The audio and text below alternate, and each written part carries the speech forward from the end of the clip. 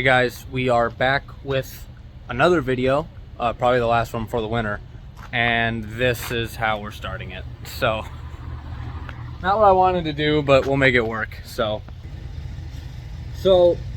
this might be a lengthy video, it might not be, I'm not too sure.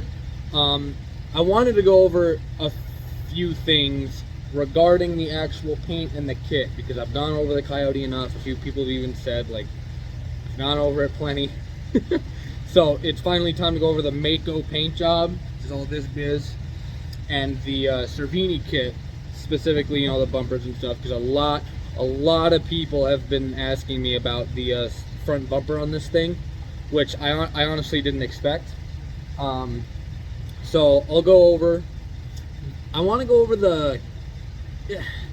I'm going to go over them both simultaneously. I'd like to do the kit first and the paint second, but there are trade-offs with both. You know, if I show you something, I'll point out something with the paint and everything.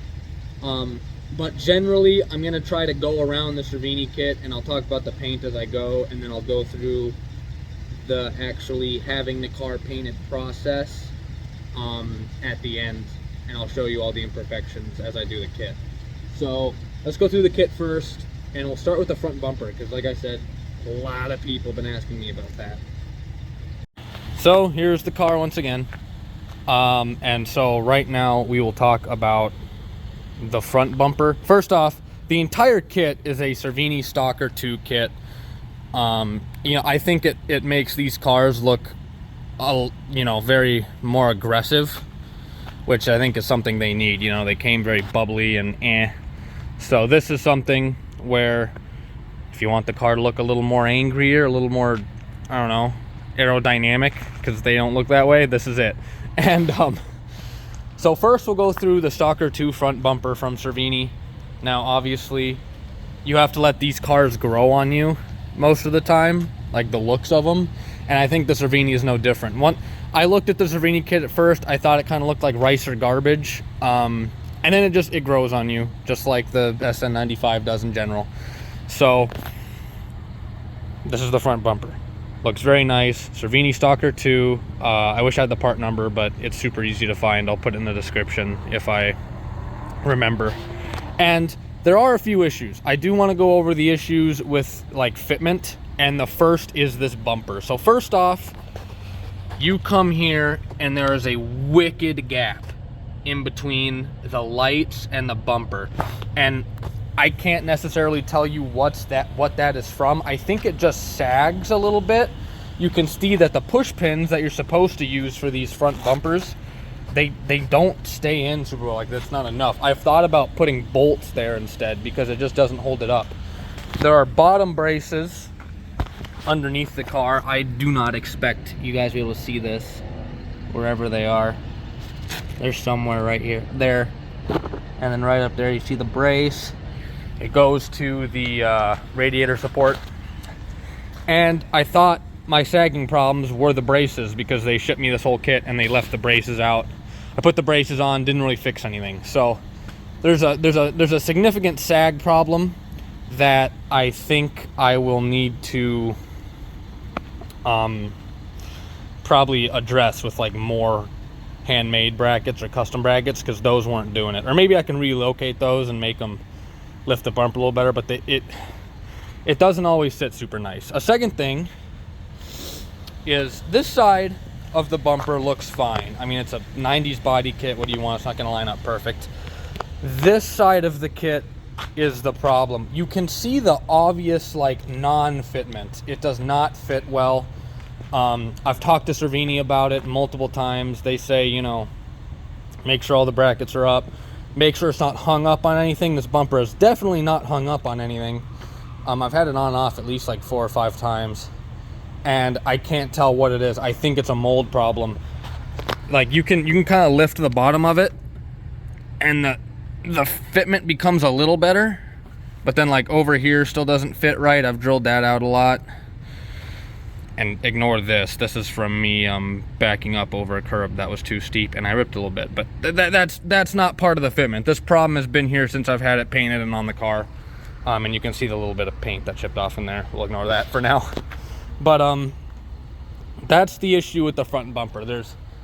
if you want it to look like super nice and tight and sewn up, this bumper doesn't exactly do that super well, and it's a little disappointing because Cervini does do really cool stuff, but with this bumper it's kind of a letdown, just with the fitment, you know, and I haven't had the time to fuck with it. Eventually I'll fuck with it and hopefully get it to fit a little better, but on the front bumper fitment looks good. You know, it's a 10-20 foot bumper. Stand far enough away, it looks awesome, or a quick glance, it looks awesome. But that right there has bugged me the entire summer I've had this kit. And then we move to the middle of the car.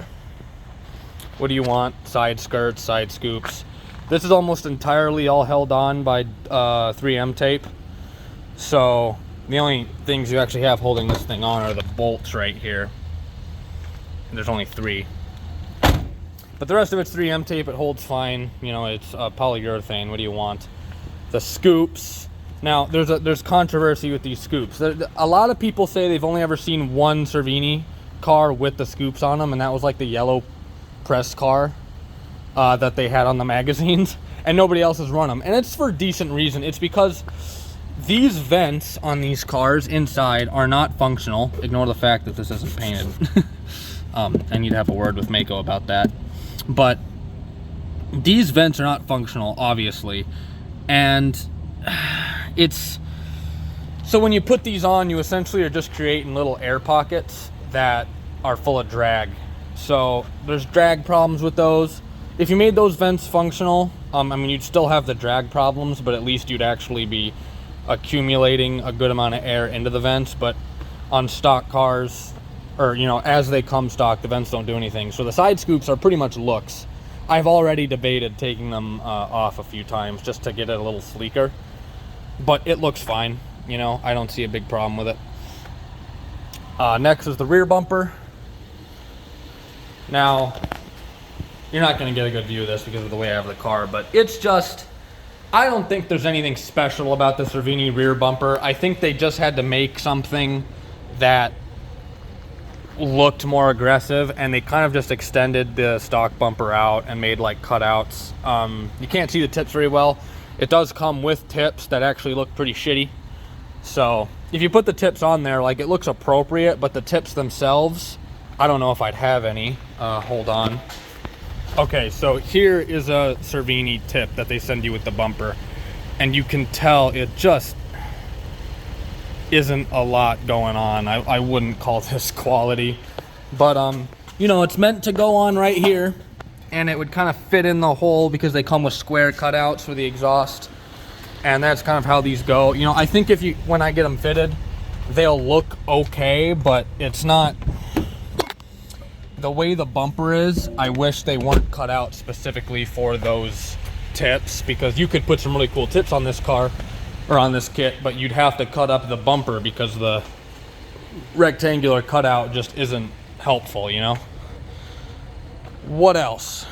Or like I said, before I actually move on, I would suggest a Saline rear bumper. I had the old Saline. I think that bumper has like nice curves to it, and it's essentially the same design. It just, you know, it comes out, it pokes out, and but underneath the car, I think it looks a lot better right where the tip fitment is. I think it fits these cars a lot better.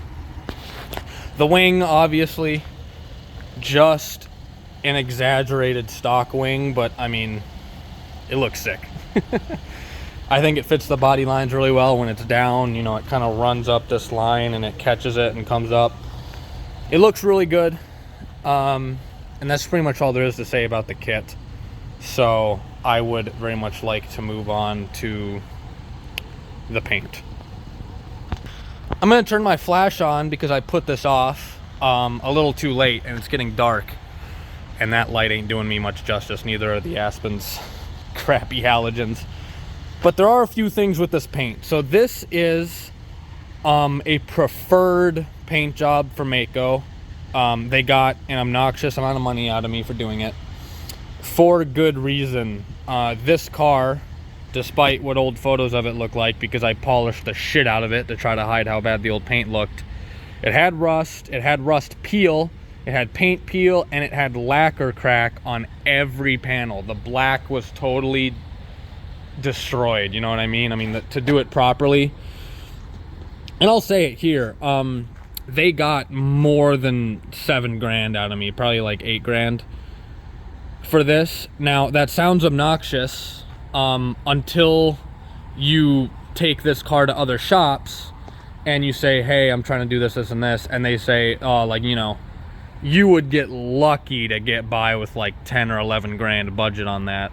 So even though I gave fucking Maaco $8,000 for this paint job, and it's only a preferred, it's not even the premium job, a lot of that money went towards the body work, and they did it well. All, as far as I can tell, all the rust is gone. You know, they've covered stuff up well. What they actually do is they allow you, when you're spending this much money, you'd hope they allow you to do this, and they do. They took the car, and then they let me come in and see it in its primed state. So they got it all primed up and ready, and before they even laid the paint down, they let me come and see it, made sure I was happy with the body work. And I went and saw it, and it looked good, and then they let you come and see it again right after the paint's laid, and just to make sure you're happy with it, and then you go from there.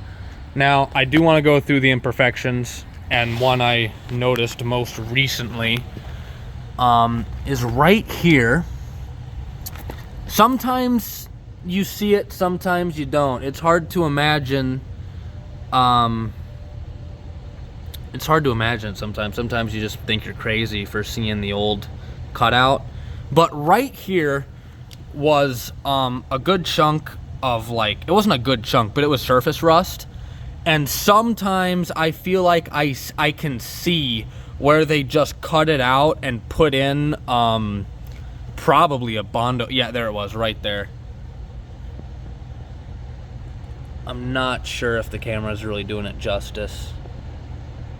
I don't think so. But there's a very small line here where you can kind of see. It is really difficult to see. Where you can see where they cut out this kind of rectangle.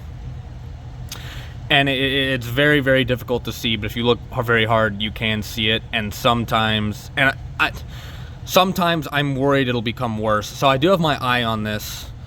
But as of right now, it's fine. They did good rust repair. This deck lid was completely cracked and destroyed when I brought it in. Like I don't know how to describe cracked. This paint surface looked like a fucking it looked like the salt flats. It was like, it was cracked.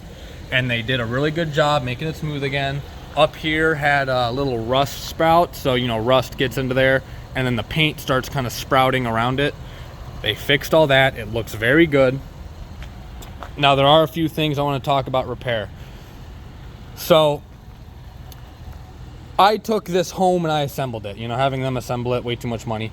So, I took it home, and along the way you get scratches and little things because it's fresh paint and it's the preferred. It's only one layer of paint, one layer of clear coat, which I plan to fix, by the way. Eventually this car will get light sanded, and then I want more layers of paint and more layers of clear coat. But, you know, as for right now, the preferred job is perfectly fine.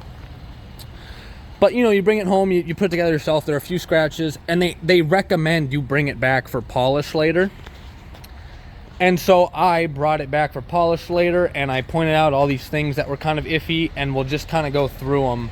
So on this side, you can see right here, I dropped it, and I told them to fill it in, and they really kind of just didn't. You know what I mean? It's a very shitty, just kind of plat the paint on there, wipe it off, and go. And that's kind of the issue with Maaco, is sometimes you get guys who really, you know, they do a good job, like the guy who did the body work on this, who kind of prepped it. And then you get the other guys who are just kind of come in and go, and they do this really shitty work. And by the time I noticed it, I mean, by the time I was good to like call them about it, I had moved. But other than that, there's a scratch right here. That happened after the polish, so I'm gonna ignore that. What else? Right, on the bumpers down here. So, well, first off, I want to notice this. That, I believe, is orange peel or some defect, because it's something with this crease. Now, I don't know if I'd blame this on Maaco or if I'd blame this on something I did. It could have been like something from this headlight, but that's just a small thing that popped up.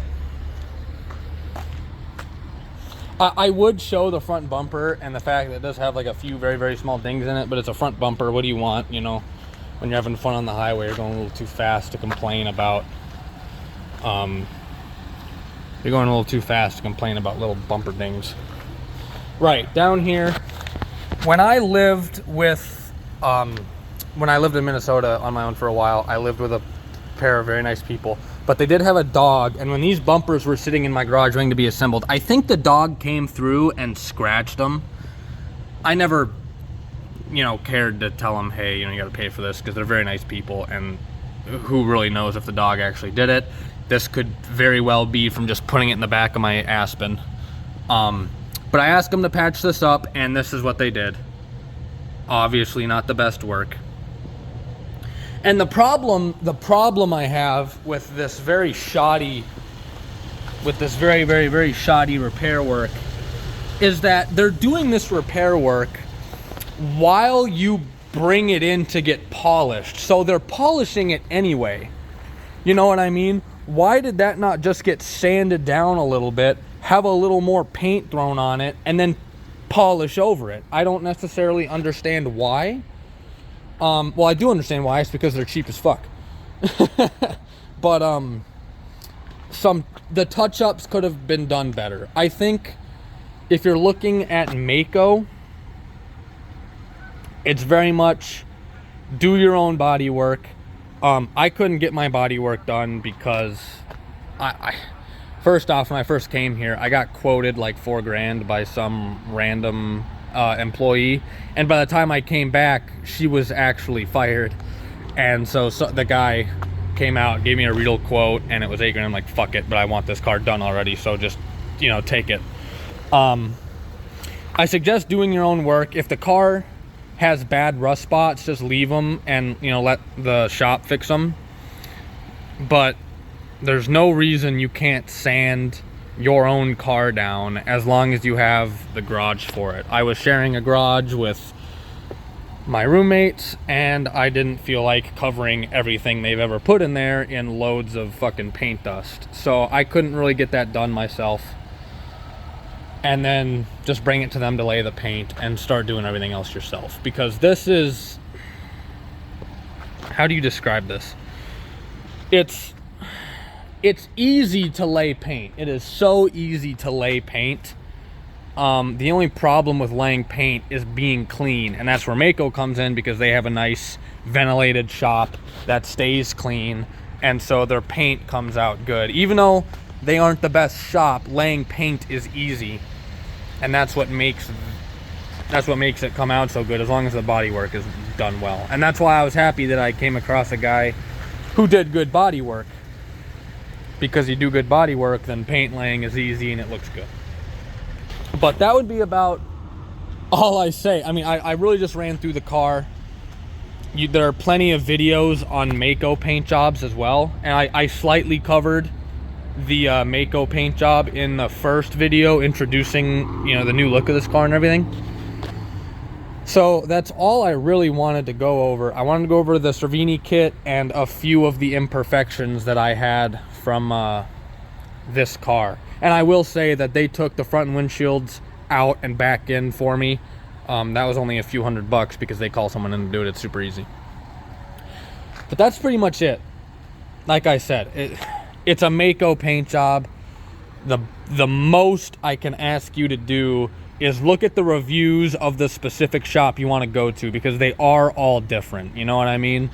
They're not all guaranteed perfection. They're not all guaranteed blah, blah, blah, blah, blah. The one I went to was above 4 stars. They were very nice to me. And they loved the car, so they put in good work. But, you know, if you come across a shop where they don't care and their reviews are low, you know, I wouldn't expect such a good result. And, you know, I would also say do your own prep.